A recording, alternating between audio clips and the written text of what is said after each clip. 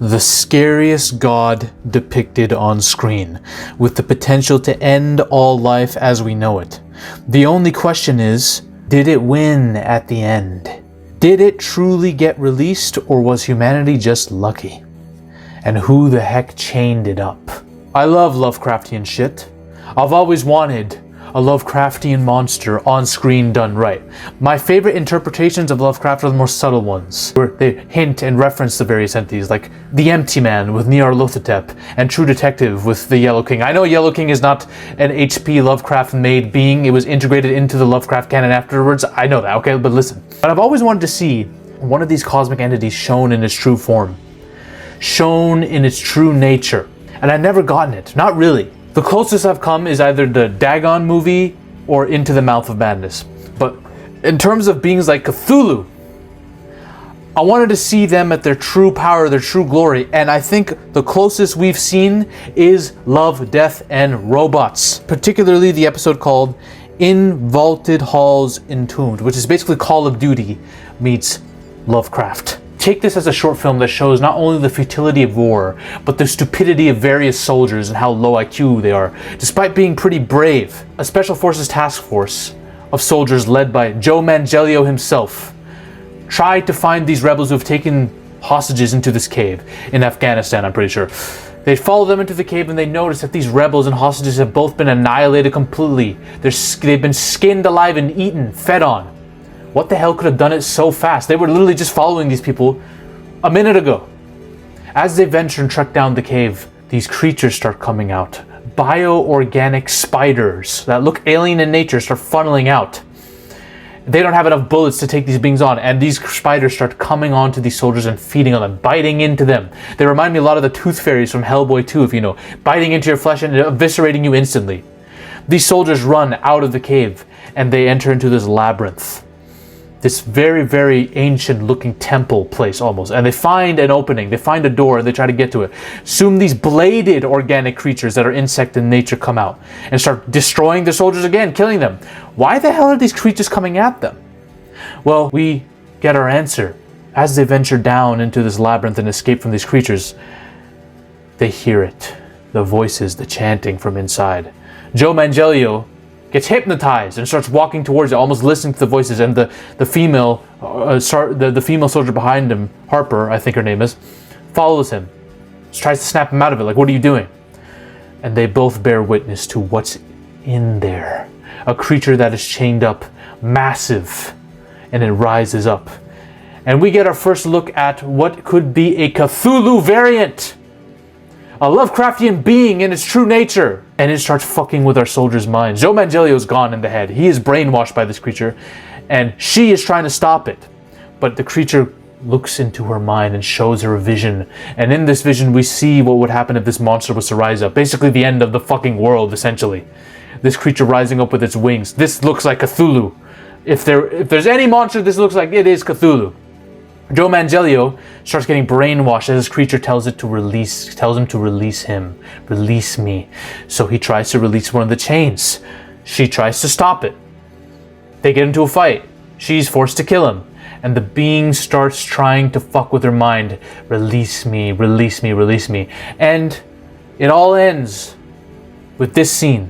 We don't know what happens to her. The shot fades to black and she's seen walking out into the sunset in this desert with her eyes and her ears plucked, stabbed in. She's blinded herself and deafened herself. She's destroyed her senses so that she cannot basically get influenced by this monster to release it.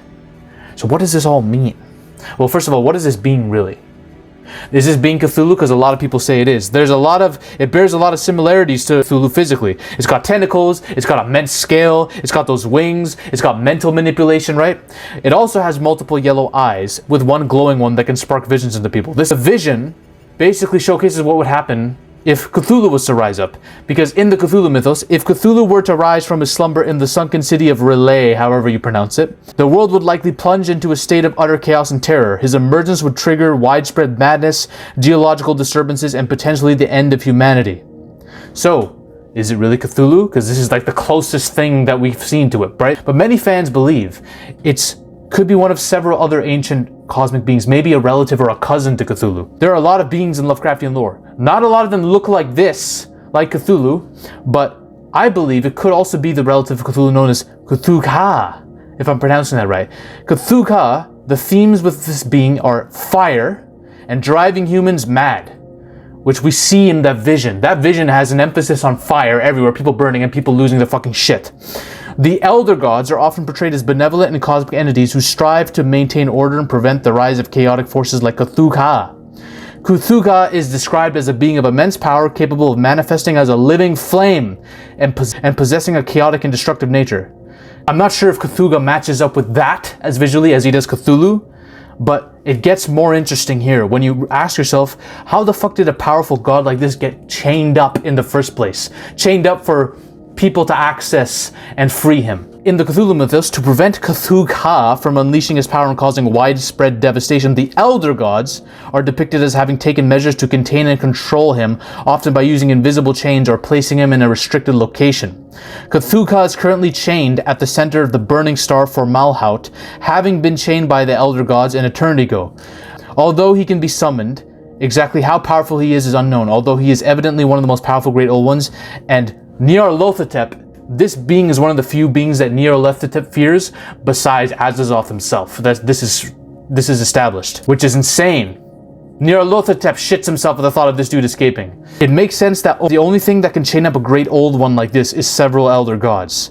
And you can say that the ruins here represent that burning star Formalhaut, with this area being interdimensional. This gate looks interdimensional, as if this is in a different dimension, and the light emanating from the vaults indicates some kind of cosmic otherworldly power. Maybe it's the power of a burning star being harnessed. Or perhaps due to copyright issues, this isn't Cthulhu and it's just like, this is the closest thing to Cthulhu. We're gonna imply that it's Cthulhu, but we can't actually say it, so we'll just say this is an original Lovecraftian entity of ours. This is probably what it is, what the case is here.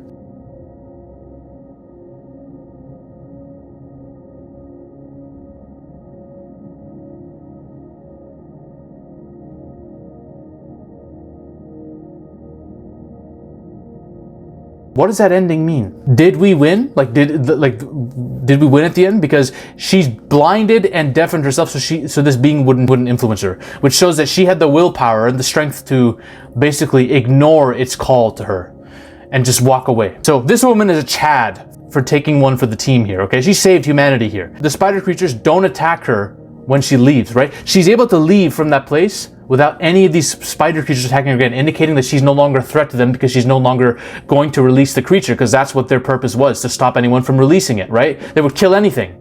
So in that case, that implies that maybe we got lucky just this once. However, this being has already showed her visions of it rising. It's already seeping into her, and it could maybe long-term cause an infection within her brain almost that fully possesses her over time and brings her back to this location, which is a very scary thought. She is also seen chanting some alien language while she's walking away, indicating that maybe she is getting possessed over time despite not letting it out. And keep in mind, in many Lovecraftian adaptations, cutting one's eyes out or stabbing one's ears is like the first sign of you losing your mind at the sign of the old ones rising. Right? We've seen this in, like, for example, Guillermo del Toro has touched on this in his Cabinet of Curiosities. There's an episode that's Lovecraftian about paintings, and Yog-Sothoth and many Lovecraftian entities are referenced there, right? Stabbing one's eyes, anything, basically stabbing one's eyes or just offing yourself en masse is a sign that a great old one's rising, okay? So this could be an implication that something has gone really fucking wrong here. But the scary thought is, even if we did win and it didn't get released, the W is very short-lived. Right? The impending doom of this being is always going to be there because, one, this chick could come back and get brainwashed, or someone else could find their way into this freaking cave. Which makes you ask, why the hell did the Elder Gods place it here? Why did they chain this being up here, where anyone can release him? And let's be real, the guardrails that they put on this entity aren't that crazy. Somebody could find their way in and release it, right?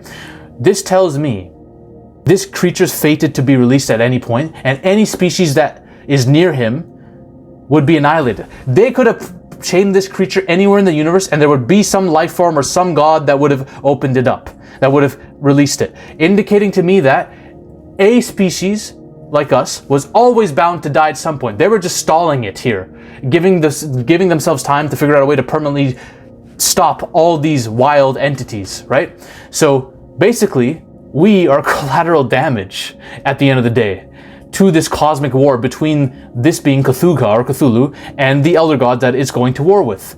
So essentially, our species is going to die anyways. Our fates are insignificant in the grand scheme. And that is the true cosmic horror, my friends. That is the true cosmic horror behind this episode, in my opinion. Because regardless, this being's going to come out and we're going to die, or some species would have died, and it's just a speck of dust to these cosmic entities that are going to war before this being inevitably gets imprisoned again, and the cycle repeats itself. The darkness and doom, the end of all life as we know it, is inevitable. It's a terrible, terrible thing. I love this fucking episode. I love anything that goes Lovecraftian, and I think this being is so badass. Whenever I see it, I just want to, I want to have sex with this episode, for God's sakes. So fucking good. All right?